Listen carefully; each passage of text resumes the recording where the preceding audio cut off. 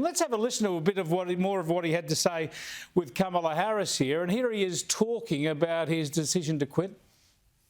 I know yesterday's news was surprising and it was hard for you to hear, but it was the right thing to do. I know it's hard because you poured your heart and soul into me to help us win this thing, help me get this nomination, help me win the nomination, and then go on to win the presidency. But you know, you're an amazing team. But we've got a great. I think we made the right decision. Yeah, he says it was as a surprise and it was a hard thing for the campaign team to hear. I think, no, it wasn't a surprise, and it was bloody good news for the campaign team because they can actually move on to a new ticket now. But they tell us that Kamala Harris reckons she's got about half the delegates she needs for the nomination already in the bag. Yes, that's what we're hearing, but I'm not certain it will be Kamala Harris.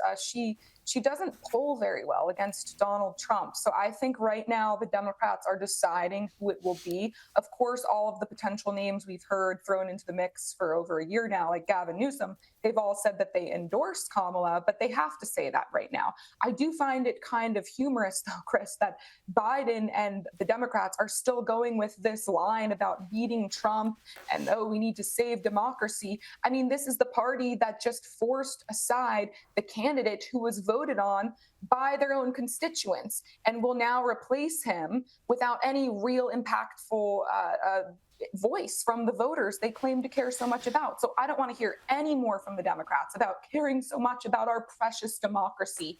All they care about is power. Yeah, it is a stale line, no doubt, but I'm going to make you hear it again because here was Joe Biden speaking on the threat of Donald Trump. Well, we still need to save this democracy. And Trump is still a danger to the community, he's a danger to the nation. Yeah, there we go, Kristin. You know it well. The only line they've got is that the orange man is bad. But this other point about desperately trying to save democracy, I come back to this point, and I don't think enough people have been making this point. If Joe Biden believes he's not up to another term, and if he believes that Kamala Harris is the best person to lead the United States, then the obvious thing for him to do would have been to resign from the presidency so that she would be sworn in this week, not spending her week trying to muscle up the delegates for the convention. Right. I mean, if he's not fit to run for office, how in the world is he fit to serve? And I think a lot of people are slowly starting to come to that realization. And we, as I mentioned before, we don't know who's actually running the show here.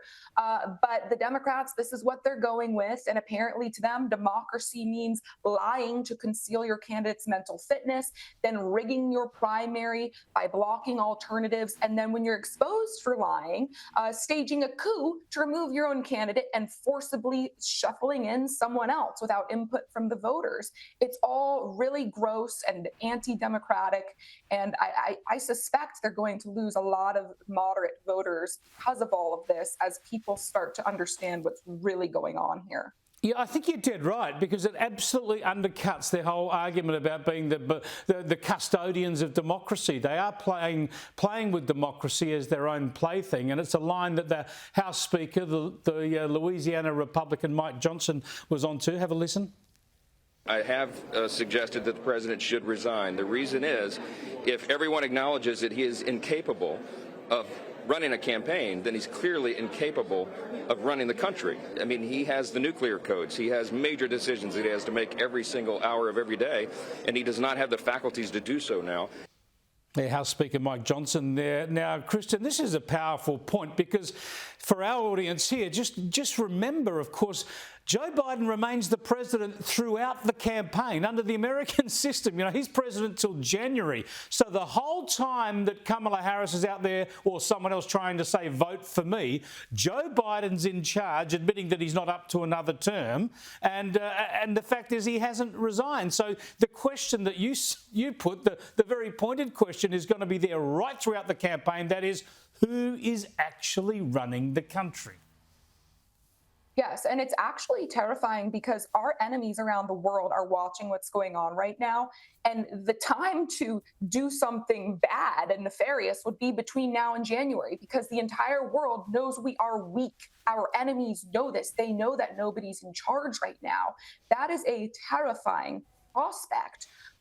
So I am very scared of what's going to happen in the next few months.